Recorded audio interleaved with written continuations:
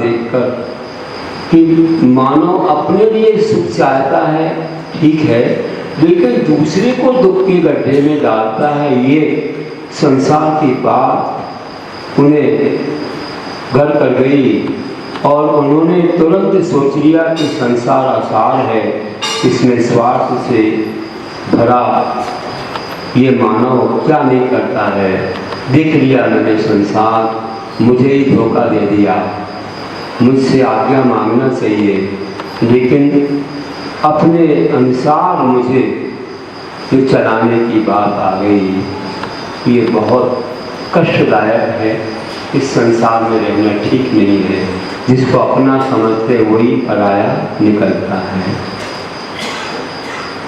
अब किस पर विश्वास करें? तुरंत संसार को छोड़ने के लिए तैयार हो गए, दीक्षा धारण करने के लिए। जो कहा सो वरदान दिया और जंगल जाने लगे। बहुत मनाया, बहुत रोका, सब रोए गाए लेकिन नहीं माने और उन्होंने जंगल में जाकर के संन्यास ले लिया। दिगंबरी दीक्षा लेकर के वे आत्म ध्यान में लीन। ऐसे राजा दशरथ इतने महान थे और वरदान मांगने वाली भरत की मां कैकेयी। अब क्या हो सकता है? अब कुछ नहीं हो सकता। जो हो गया घट गया। मुनि बनने के बाद किसी को वापस नहीं। हमने क्या ऐसा बहुत बड़ा अपराध कर दिया है, सारे लोग हमसे दुखित हो गए। वरदान मांगा लेकिन ऐसा मांगा कि पूरा राज्य दुखित हो गया, पूरा देश दुखित हो गया। अपने लिए चीज मांगना ठीक है, लेकिन दूसरे के लिए कष्ट में डालना ठीक नहीं है। ये एक प्रकार का छल है, एक प्रकार का कपट है। एक सलाह दे देते, इस बात को हमें क्यों कहना है, ये तो उनकी बात है, वे क्या चाहते हैं। और ये कभी जो ऐसा चाह भी नहीं सकते, ऐसा सोच भी नहीं सकते, उस बात को कह दिया कि उनके बैराग का कारण बन गया, निमित्त बन गया। और राम की मां तो कौशल्या, जो भी ठीक है, राज्य मिला, कोई दुख नहीं, लेकिन बेटे को वनवास की बात उन्हें भी सहने हुई। देवी नगर में जाना चाहती रही, लेकिन अब कुछ होने वाला नहीं है। और सभी माताएं, चाहे लक्ष्मण की माता सुमित्रा हो, चाहे शत्रुघ्न की माता अपराजिता हो, सबके लिए कष्ट तो हुआ ही था। बड़े कष्ट से विदाई हुई, बड़े कष्ट से वे निकल पाए राज्य से। सबने चरण पकड़े, रोए गाए, लेकिन वे दशरथ को नहीं माने। और राम ने तो जो ही उनको आज्ञा दी थी, चरण छू करके उनने पिता से क्षमा मांगी, माँ से क्षमा मांगी, और जिसने कहा उससे भी क्षमा, उसको भी क्षमा करते हुए और वनवास जाने के लिए बिल्कुल तैयार थे। सब कहते हैं नहीं, आपको ही राज्य करना है, आपके बिना कोई नहीं रह पाएगा। आप आदर्श हैं, न्यायकारी हैं, आप समझते हैं, दूरदृष्टि रखते हैं, हर एक व्यक्ति के सुख दुख को आप जानते हैं, आपके बिना काम नहीं चलेगा, आप ही यहाँ रहेंगे, हम आपको नहीं छोड़ेंगे। सभी भाई, चाहे भरत हो, लक्ष्मण हो, शत्रुघ्न हो, सब उनके पैर पकड़ लेते हैं। नहीं, उन्होंने कहा नहीं, ये तो पिता की आज्ञा है और मेरा भी इसमें कोई कर्म है किसी जन्म का, इसलिए मुझे उसे काटना है, तपस्या करना है। इससे तो मुझे बहुत सारे लाभ होंगे, मैं जंगल में रहूँगा, वनवास जाऊँगा, अनेक क्षेत्रों के दर्शन होंगे, सिद्ध से प्रतिशत क्षेत्रों को देखूंगा, अनेक ऋषि मुनियों के दर्शन होंगे, नए नए अनुभव प्राप्त होंगे, अनेक देशों की भाषा, वहाँ की परंपरा का ज्ञान होगा, अनेक लोगों को हित करने का, उनको सहायता देने का मुझे लाभ मिलेगा और मैं सब परिस्थितियों में अपने आप को संभाल के क्षमता धारण करूँगा। ऐसा मेरा भाव है और इससे बहुत लाभ मिलेंगे।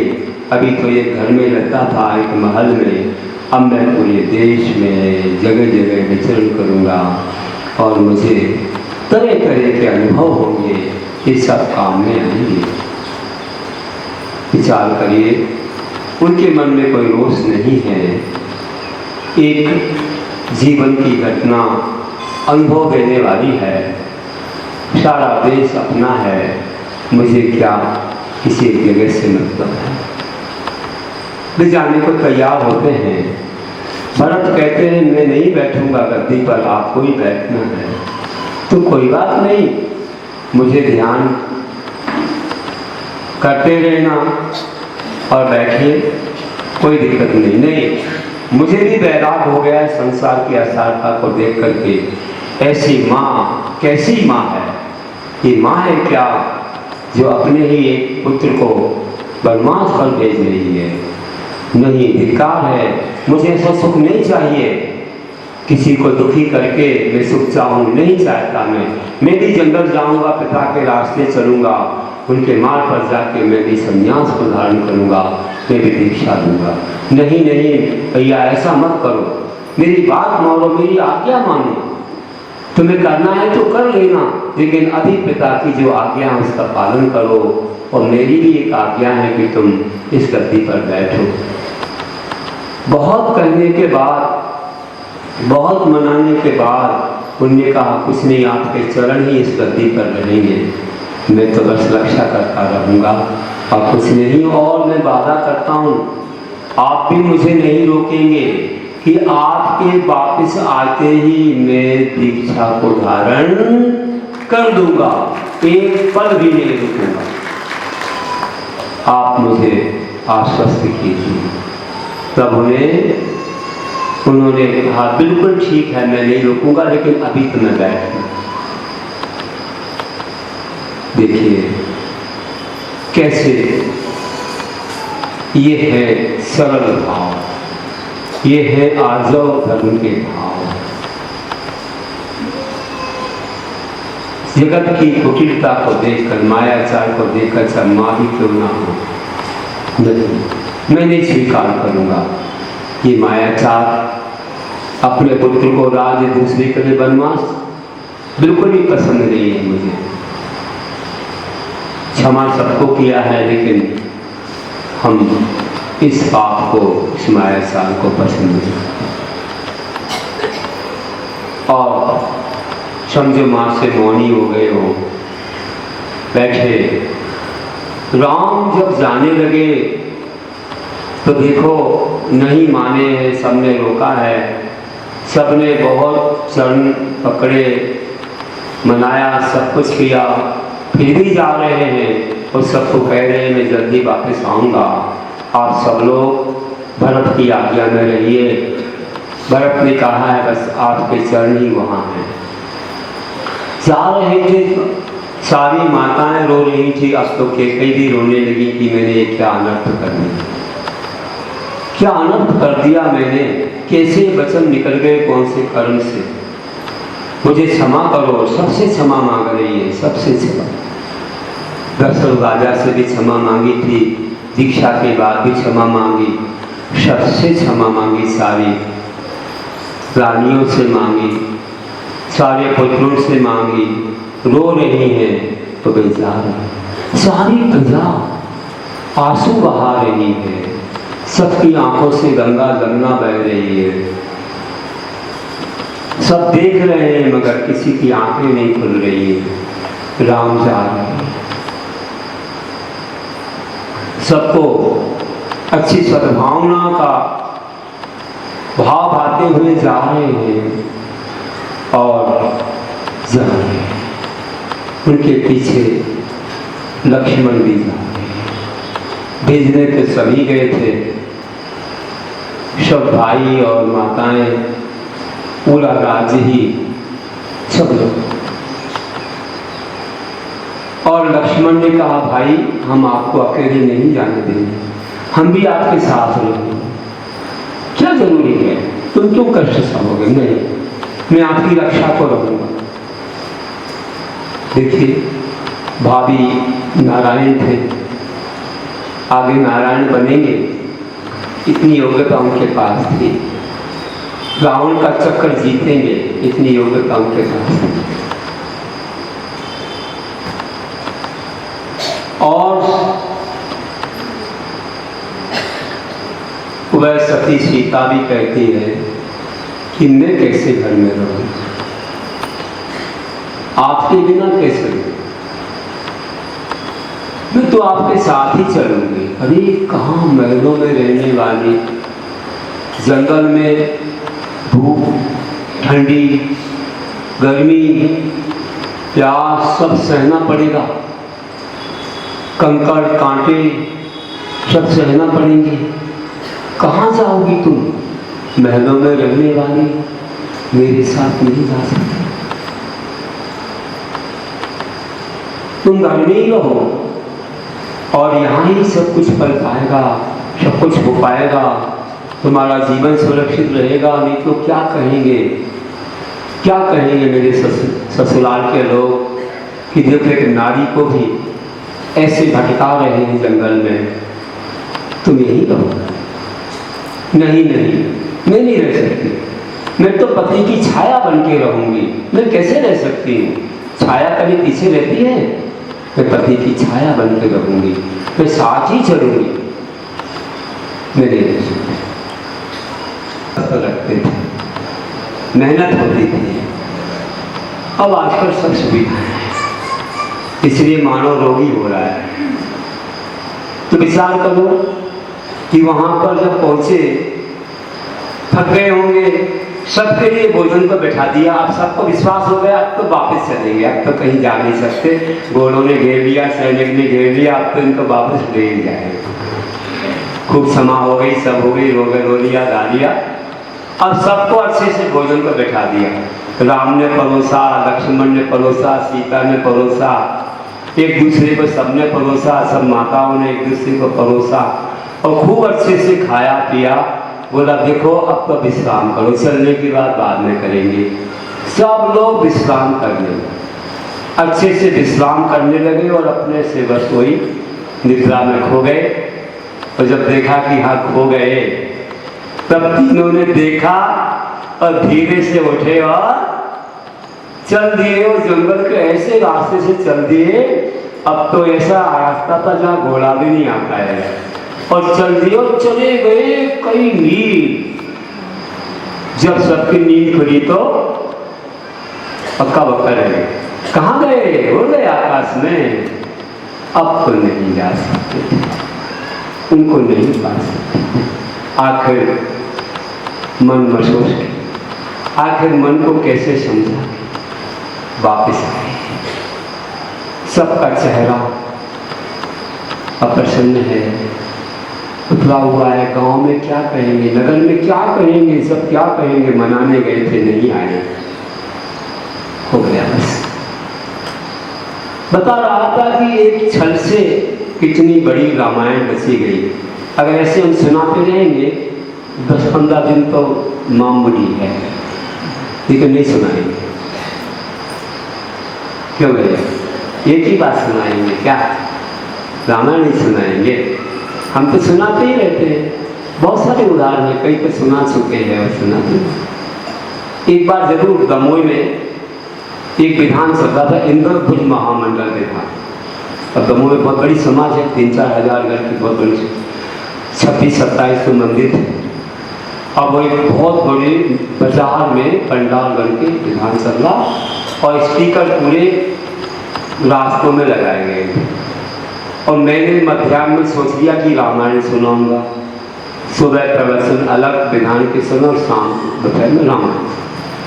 अब देख लो चलाओ, रामायण का क्रम तो 10 दिनों तक ऐसा चला, सब सुनते थे दूर दूर तक।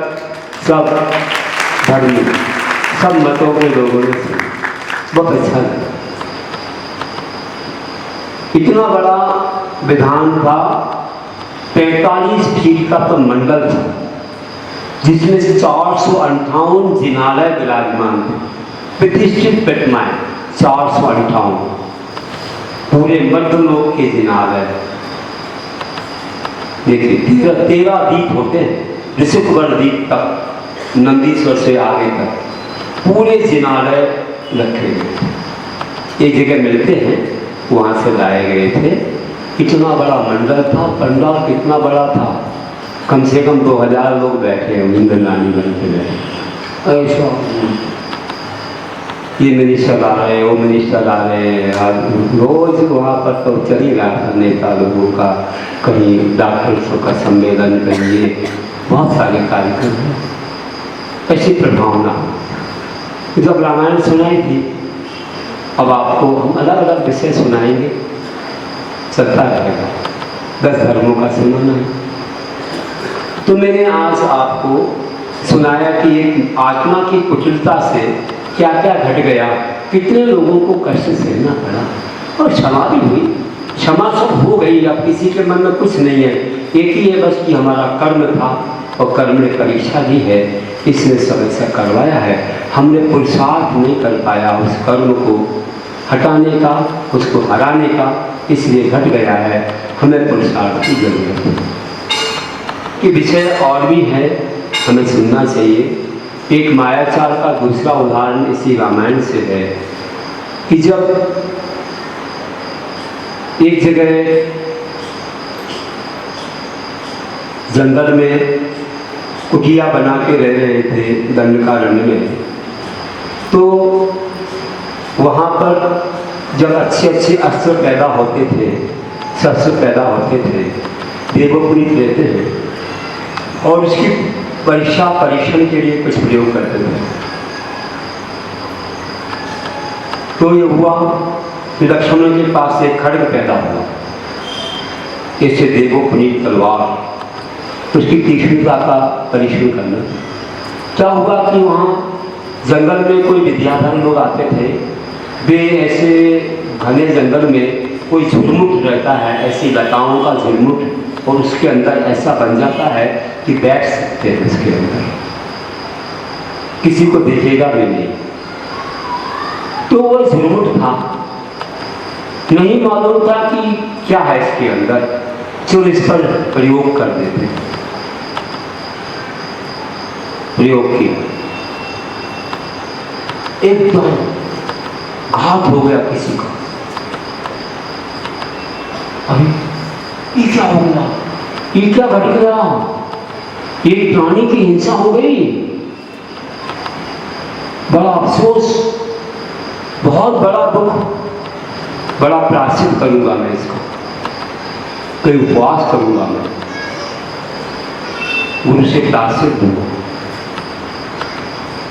इतने में देखा, थोड़ी दूर चले थे, देखा कोई एक महिला आ रही है, कोई महिला आ रही है, हाथों में कुछ लेकर के भोजन वगैरह। उसने देखा ये कौन आए हैं जंगल में, बहुत रूपवान हैं, बड़े सुंदर हैं, बड़े पराक्रमी हैं। अच्छा, पहले मैं अपने पुत्र को भोजन देके आऊं, फिर देखती। जब वहां पहुंची, उसने देखा, अरे ये क्या हो गया, मेरा पुत्र समाप्त, इन्होंने कर दिया क्या, संदेह हो गया। अब मैं क्या करूं, लेकिन उनके रूप को देख करके वह अपने पुत्र का वियोग भूल गई, ऐसे देखने लगी, ऐसे देखने लगी कि वह सब कुछ भूल गई, रोना और सब भूल गई, और कुछ ऐसे कुछ हाव भाव प्रकट करने लगे। तो क्या कहते हैं अग्रज, अनुज से कहते हैं, देखो बोलो ना भाभी को, इसे समझाओ, कैसी नारी है ये,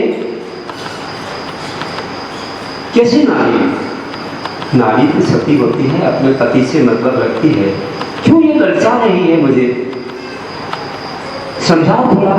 सीता ने उसे समझा, देख तू क्या कर रही है, अपने पति से ही संबंध रखना चाहिए, यही सब कुछ होते हैं, बाकी के सामने तो पर्दा रखते हैं।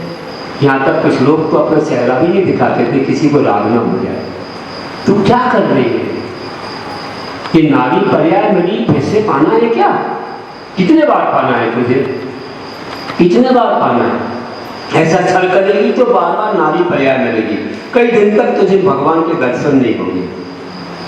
जब ऐसी अवस्था आती है, अशुद्ध अवस्था, गुरु का दर्शन नहीं होगा, सांस नहीं छू पाएगी, माला नहीं छू पाएगी, दीक्षा तो वैसे ही नहीं मिलती है मुनि, न मोक्ष मिलता है।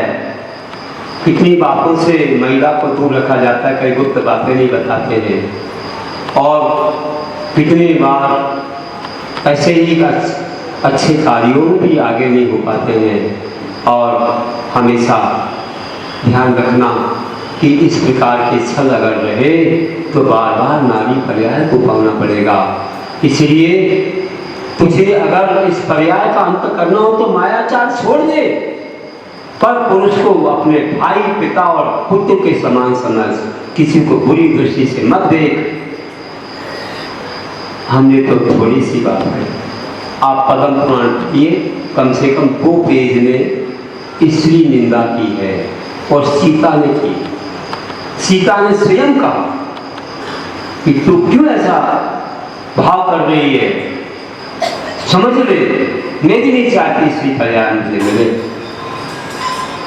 मेरा यह जो वेद है उसका छेद हो और मुझे आगे पुरुष पर्याय प्राप्त हो, मानव पर्याय, पुरुष पर्याय से मैं तप करूं, मोक्ष के द्वार खोलूं, मुझे नहीं चाहिए पर्याय। समझाया, समझाते समझाते उसका सिर नीचे हो गया और इतनी लज्जित हो गई कि अपना मुख छुपा के भागी। समझो कि उसकी नाक कट गई। किसी ने नाक नहीं काटी थी, कोई पुरुष क्यों किसी की नाक काटी,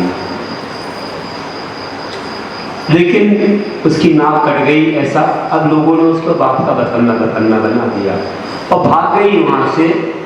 भागी और जाकर के अपने पति के पास पहुंची और बोलती है, कहाँ थे? वो तो सब विद्याधर लोग हैं, चले गए, आकाश में सब विमानों से आते हैं। और जाकर के खरदूषण को बोला, देखो कोई आए हैं जंगल में और उन्होंने हमारे पुत्र को समाप्त कर दिया। और उसके थे नाखून बड़े बड़े, अपने नाखूनों से उसने ऐसे निशान बना लिए। कैसे नाखून थे? सूपा के समान। कैसे थे? सूपा के समान। आपके बाजू बाजू कोई बैठे हो तो देख लो, उनके भी सूपा के समान नाम, इसलिए उसका नाम सूपनखा था। जो बड़े बड़े नाखून लगते उनका नाम होता सूपनखा। आप बोल सकते हो, उसमें कोई डर की बात नहीं। बड़े नाखून देखते आप सूपनखा बोलो तो कोई बड़ी बात नहीं बोलोगे। तो सूपनखा, रावण की बहन सूपनखा। आज के यहाँ हमारे यहाँ कोई नहीं रखते हैं, क्योंकि उसमें मैल भरने से रोग भी आता है, अपने को लग जाए दूसरे को लग जाए, कभी नहीं रखना चाहिए। नाखून, उसमें खून नहीं, उसको मैल मल है, शरीर का मल है। जैसे बाल मल है, बाल को काटते तो खून नहीं आता, और बाल आहार में आ जाए तो अंतराय हो जाता है। मल है ना शरीर का, जैसे पसीना आदि निकलता है, शरीर के जो कोई भी हार्मोन्स वगैरह है वैसे रूप से बाहर आते हैं, बस उसको आप काटते चले जाते हो, ये व्यर्थ है, निकाल देते हो। आजकल उसकी शोभा बढ़ाते हैं उससे, जो शरीर का मल है, नहीं तो अंतराय क्यों होता है? ये हड्डी जैसा ही मल है। अब उसको तुम आकर्षक बनाते हो, नाखून पर एक खून लगाते हो और नेल पॉलिश लगाते हो, बताओ, और वो अंदर जाता है तो क्या जन्नत तो रहेगा अपने पास? नहीं। तो विचार करो, सूपनखा, यहाँ कोई नहीं होगा ना? हाँ, तो भैया ये अम्मा जी जाने लगे, उनके बाद ही कोई सूपनखा तो नहीं बैठे, हम नहीं बैठते यहाँ सूपनखा। तो देख लो आप क्या बोल रहे हो। तो उसने ऐसे निशान बना लिए और बोला कि देखो ऐसे परेशान किया है, और अपने भाई से शिकायत कर दी ऐसे कोई आए हुए हैं वहां पर, हमारा पुत्र चला गया और देखो मेरे शरीर को क्या कर दिया। ऐसा माया था, दोष लगा दिया उनके ऊपर, महादोष लगा दिया। अरे पुत्र गया तो उनको थोड़ी मालूम था, वो तो खैर उसको भी नहीं ज्ञात हुआ कि उन्होंने किया है, और उन्हें तो प्रायश्चित भी दे दी, कई उपवास भी किए, गलती हो गई। अब ये हुआ कि वहां से खरदूषण और रावण सब तैयार हो गए, बोले चलो चलते हैं। अब जो हुआ तो आपको मालूम नहीं था, इसीलिए रावण की तो 18,000 स्त्रियां थी, मंदोदरी आदि, उसको क्यों सीता से राग होता, उसको कोई कमी नहीं थी। 18,000 रानियां होती, अर्ध चक्रवर्ती। लेकिन ये कारण आपको मालूम पड़ गया कि शूर्पणखा ने शिकायत की, उसी वजह से सीता हरण के भाव आए कि मेरी बहन के साथ ऐसा किया है करके मैं नहीं छोड़ूं। तो ये हुआ, तो ये भी एक बड़ा मायाचार छल के बारे में आज सुनना है हमको, और भी एक सुनाएंगे आप। कहते ही है कि स्त्रियश्चरित्रम पुरुषस्य भाग्यम देवो न जानाति कुतो मनुष्य। स्त्रियों का चरित्र, पुरुषों का भाग देव भी नहीं जान पाते, मनुष्य क्या जानेंगे। सभी तो नहीं होती ऐसी, सीता जैसी महान आत्माएं भी होती हैं, चंदनवाला, रुक्मणी, सोमा आदि आज भी होंगी, रहती हैं। लेकिन बता रहा हूं कि ऐसे मायाचार से कितना दुख होता है। एक राजा को बहुत अच्छा फल दिया, इतना सुंदर फल था, इतना मीठा, कभी देखा नहीं। राजा ने क्या किया, अरे वाह इतना सुंदर फल है तो मैं क्या करूं, मेरी जो प्रिय आत्मा है, प्रिय कारिणी है, मैं उसे दूं, अपनी बल्लभा स्त्री को दे। और उसने अपनी रानी को दिया, रानी को दिया, रानी बहुत आनंदित हो गई कि देखो सबसे प्रिय वस्तु आई, राजा ने मुझे दी। ठीक है, कुछ दिनों के बाद क्या हुआ, 2-3 दिन के बाद ही वह फल फिर राजा के पास आ गया।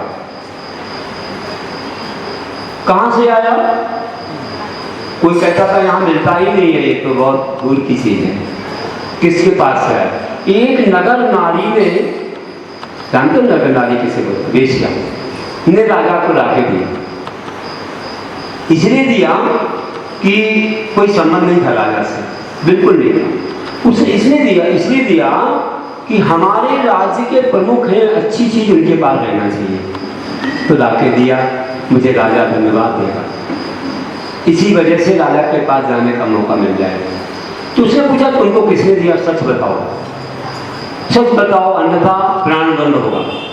उसने कहा राजन आप क्षमा कीजिए, मुझे दिया है लेकिन उसको सजा मत देना। हाँ नहीं दूंगा, मुझे ये मंत्री ने दिया है। अच्छा मंत्री ने दिया है, बुलाओ मंत्री को। और मंत्री को बुलाया, मंत्री से पूछा बोल जल्दी कहाँ से आया है फल मेरे पास, ये तो प्राणदंड दूंगा, प्राणदंड मिलेगा। तो मंत्री ने राज खोल दिया कि राजन क्षमा करना, मुझे तो रानी ने दिया है। ऐसा हो गया कि पूछो मत, आग बबूला हो गया हो तो, और एक तरफ से तो शरीर में रखती नहीं जैसे बोले कि मैंने जिस पर विश्वास किया, ऐसी रानी जिसको मैंने दिया उसने मंत्री से संबंध रखा और मंत्री को दिया, और मंत्री ने वेश्या को दिया और वेश्या ने राजा को दिया। राजा को उसी समय लगा कि अब मैं किस पर विश्वास करूं। देखिए ऐसा संसार है। तो बस वे तो वहां से निकलने को तैयार हुए, सबको क्षमा करके क्षमा मांग के चले गए और दीक्षा को धारण कर दिया, एक निमित्त बन गया। तो मायाचार से बहुत हानियां हैं, विश्वासघात होता है पहला तो, और बुराई भी होती है, बैर भी धारण हो जाता है और बदनामी भी होती है। एक बार कोई मायाचार करे तो उसका नाम सब जगह बदनाम होता है।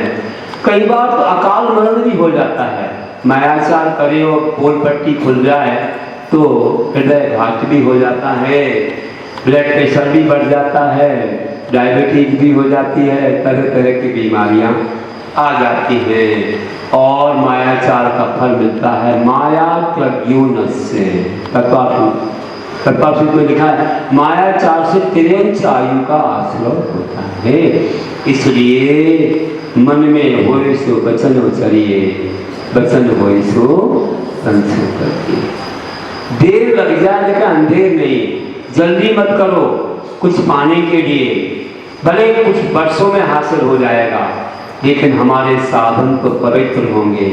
अपवित्र साधनों से छल कपट से धन कमाना ठीक नहीं।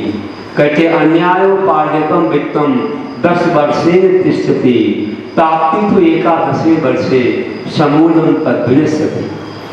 अन्याय से उपार्जित धन अधिक से अधिक 10 वर्ष रहता है और 10 के बाद तो मूल और चूल सब गया। कहाँ निकल जाता है? बीमारी में, एक्सीडेंट में, कि छापा पड़ जाए, कि चोरी हो जाए, सब सगा। इसलिए हम लोगों को हमेशा सावधान रहना, न्याय नीति से कमाओ जिससे वह स्थिर रहेगा और आपके जीवन को महान बनाए, अच्छे कार्यों में लगे और जीवन उन्नत बने, ऐसी भावना है। क्योंकि जो मायाचार से किया गया कार्य है वो सफल नहीं होता। अपने जीवन को महान बनाने के लिए हमें अच्छे मार्ग पर चलना चाहिए। तो देख लो कि ये छल कपट बेईमानी अपने जीवन को बहुत दुखी करती है। सुनाने को बहुत है, भी कभी ध्यान का वर्णन आएगा फिर सुनाऊंगा। विषय लगभग मैं पूरा यहीं पर कर रहा हूँ कि मायाचार छोड़ने से लाभ क्या है। लाभ क्या है बताइए? कौन से लाभ है? एक तो विश्वास बढ़ता है, एक तो विश्वास बढ़ता है, दूसरा मित्रता बढ़ती है। जो व्यक्ति मायाचार नहीं करता, कोई भी बात को छुपाता नहीं है, भूल के भी कोई वस्तु आ गई तो वापस दे देता है और हृदय को साफ रखता है, तो विश्वास बढ़ता है, उस पर सब कुछ छोड़ दिया जाता है। पहले जैनों के पास इतना न्याय रहता था कि बड़े बड़े मंत्री पद, खजांची पद जैनों को मिलते थे और आज भी कम नहीं है। बहुत अच्छे स्थानों में अच्छे अच्छे बड़े बड़े पद भी आज मिलते हैं, चाहे शासकीय हो या कुछ भी, जैनों के प्रति अच्छे भाव रहते हैं। तो ध्यान रखना है। और मित्रता बढ़ती है, एक दूसरे का भाईचारा बढ़ता है, कीर्ति फैलती है, सब जगह इसका नाम फैलता है कि देखो भाई इतना हृदय कितना साफ है, ये बात को छुपाता नहीं है, जिसकी जो चीज है उसको दे देता है समय से और मन में कोई खोट नहीं है और पूर्ण आयु भर जीता है। बीच में कोई आयु का घात नहीं हो पाता है, जो भी आप कहते हो अकाल मरण आदि, और सदगति की प्राप्ति होती है। इतने सारे लाभ अपने को हैं। इसलिए ध्यान रखना कि ऊपर से भले अच्छा दिखता है, कोई बगुला दिखता है कितना अच्छा सफेद, एक पैर से ध्यान करता है, खड़ा रहता है, लेकिन वो मछली का ध्यानी मछली आते पकड़ लेता है, खड़ा रहता है। तो क्या उसके सफेदीपन से का हृदय की पहचान है? नहीं। तन पर तो है सुंदरता, तन पर तो है सुंदरता, मन हो रहा है गंदा। वो क्या करेगी जमुना, वो क्या करेगी गंगा, क्या करेगी जमुना, वो क्या करेगी गंगा। तो मन को अच्छा बनाओ, भले ऊपर से अच्छा ना दिखे लेकिन मन अच्छा हो। तन अच्छा ना हो, मन अच्छा हो तो जीवन महान है, और तन अच्छा हो लेकिन मन गंदा हो तो जीवन हराम है, कोई मतलब नहीं है। ना सूरत बुरी है ना सीरत बुरी है, ना सूरत बुरी है ना सीरत बुरी है। बुरा तो वह है जिसकी नीयत बुरी है, बुरा तो वह है जिसकी नीयत बुरी है। इसलिए अंत में कहता हूँ कि धर्म में आर जो पाना उत्तम सहज सरल जो होता है, धर्म में आर जो पाना उत्तम सहज सरल जो होता है, माया छल का त्याग हृदय से पुण्य जहाँ पर होता है, देश समाज व प्रिय जनों में जो निश्चल व्यवहार करे, वही धर्म की रक्षा करता पूज्य बने भव का पार करे, वही धर्म की रक्षा करता पूज्य बने भव पार करे। बोलिए महावीर भगवान की, उत्तम आर्जव धर्म की जय। श्री परम गुरुवे नमः, परम गुरुआचार्य देवे नमः, शास्त्र से